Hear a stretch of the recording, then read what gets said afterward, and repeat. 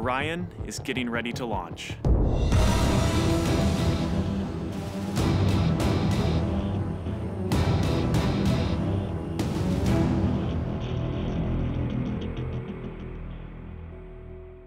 My name is Kelly Smith, and I work on navigation and guidance for Orion. Orion is NASA's next-generation spacecraft. Built with versatility in mind, it can take astronauts deeper into space than we've ever gone before, to an asteroid or even onto Mars.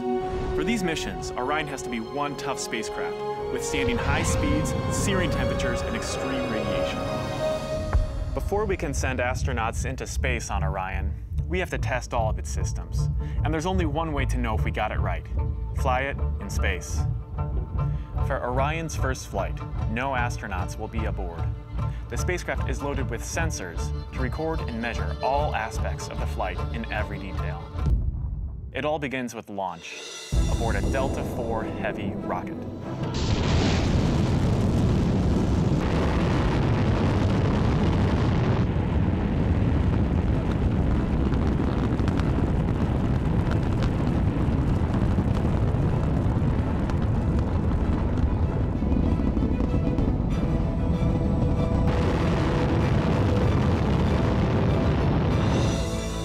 As it punches into Earth orbit, Orion will jettison its launch abort system.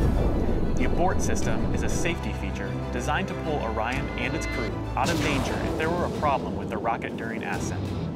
Orion's journey is just beginning.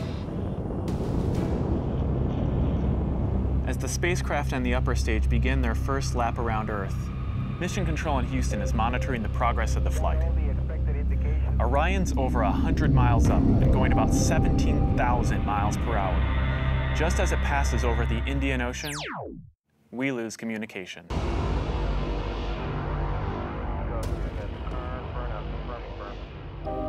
This is expected.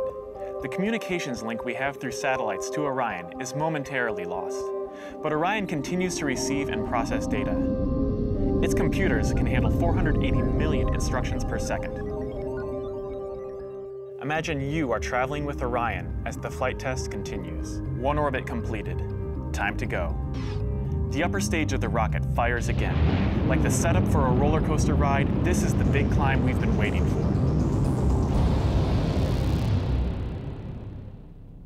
We are headed 3,600 miles above Earth, 15 times higher from the planet than the International Space Station. As we get further away from Earth, we'll pass through the Van Allen belts, an area of dangerous radiation. Radiation like this could harm the guidance systems, onboard computers, or other electronics on Orion. Naturally, we have to pass through this danger zone twice, once up and once back. But Orion has protection. Shielding will be put to the test as the vehicle cuts through the waves of radiation. Sensors aboard will record radiation levels for scientists to study. We must solve these challenges before we send people through this region of space. For this flight, it's time to head home. The upper stage of the rocket triggers separation. Orion's jets fire to turn it into the proper position to re-enter Earth's atmosphere. No matter what happens now, we're coming in. 75 miles above Earth, the spacecraft enters the atmosphere. Things happen quickly.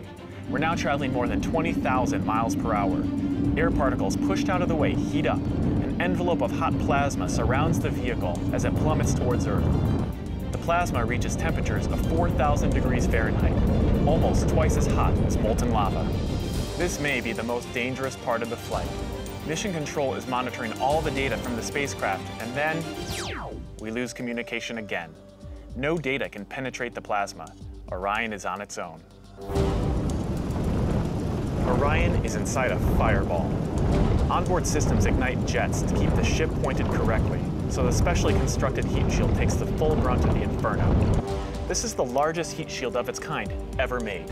Orion's computers command the spacecraft to bank like an airplane, keeping a precise path to the landing site. Even though we've slowed from 20,000 miles per hour to about 300 miles per hour, we're still traveling amazingly fast. We must slow down to safely land in the ocean. Luckily, we have parachutes. Specially designed for Orion, the parachutes help us hit the brakes, but not too quickly. One day people will be aboard, so deceleration must happen in stages to keep things comfortable for the crew. The forward bay cover jettisons.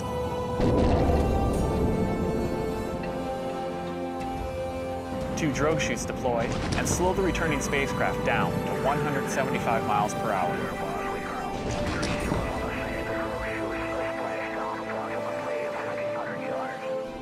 Then, the three main parachutes open.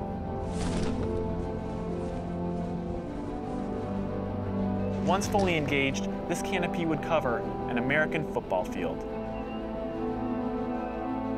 It takes parachutes this size and strength to slow our descent to 20 miles per hour, and then splashdown. For this first flight, we won't have astronauts inside, but we still have some very precious cargo. The flight data from this mission is stored inside the Orion spacecraft. While our flight might be over, there is still a lot of work to do. Onboard sensors recorded every detail, from launch to flying in space, to re-entry to landing.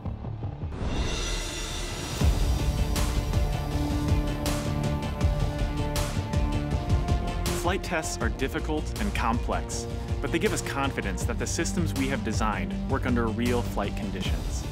It's great to be a part of this first space flight for Orion, and we're looking forward to beginning a new chapter in human space exploration.